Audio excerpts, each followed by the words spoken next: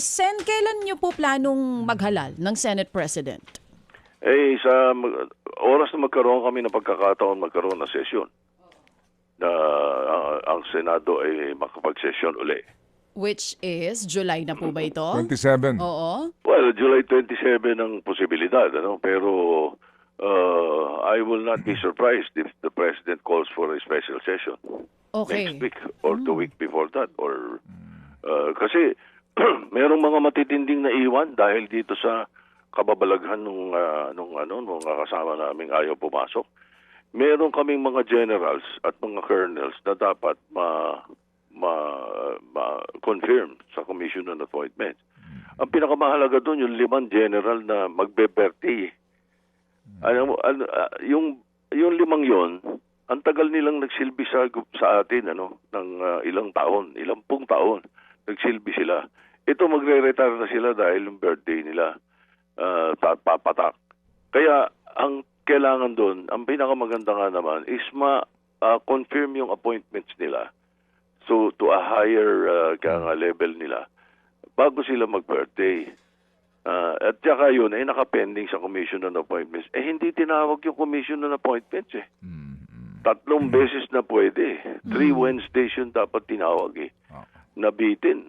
So kawawa naman. So may posibilidad na pag yung nag-appeal kay Presidente, baka pagpatawag ng special session ng Presidente para ma-convene namin ang CA at ma-confirm sila. At hindi lang yun. Merong napakahalagang mga batas na nakapending. Katulad nung yung sa hospital, yung bawal mag-detain. Bawal mag-detain po. Anti-detention. Oo, bawal mag-detain, ganyan. Tapos yung sa mga estudyante. Opo. May mga nakabitin na importante. Okay, pero Senator, Yes, sir. meron ho yata ding kolatilya o kondisyones yung magpapatawag ng special session.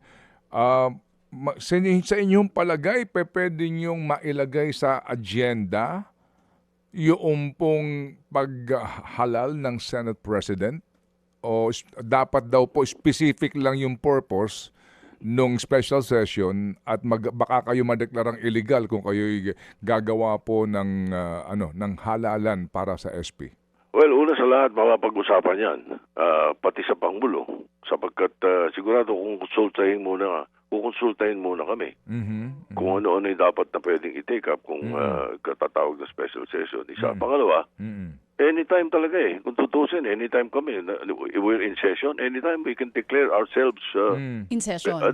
vacant or magpalitan Pwede kami magpalit ng chairman. Pwede kami magpalit ng pro temp. Pwede kami magpalit ng Senate President. Once you have the 13. So, nag-uusap-usap na po kayo. May possibility, it's either next week or 2 weeks from now. Ganun po, maghahalal na kayo ng Senate President? Hindi nyo naaantayin ng July 27 po? That's possible. But that's possible. I'm saying it's possible. I'm not saying it's going to happen already. Okay. I'm not sure. But it's possible. Kasi June 15 to June 26, yun ang mga napagkasunduan namin na yun yung pre-trial sa impeachment court. As we know, the impeachment court is ongoing now. Hinihintay nga namin yung 5-day 5-day notice ng prosecution mag-submit ng answers nila sa pinadala.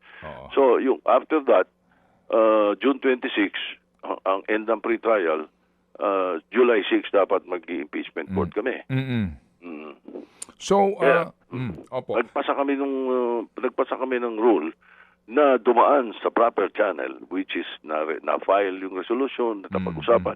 At yun, pinasa namin kapon that the Senate President may appoint a presiding officer of the impeachment court. Importante yun kasi kung hindi kakayanin ng presiding officer mag-isa di ba?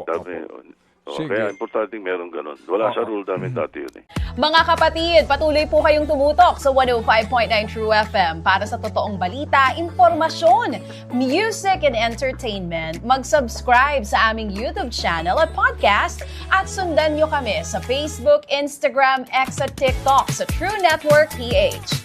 Bisitahin din po ang aming official website, truefm.ph. At panoorin din kami sa True TV Signal, Channel 19. Kami po ang 105.9 True FM.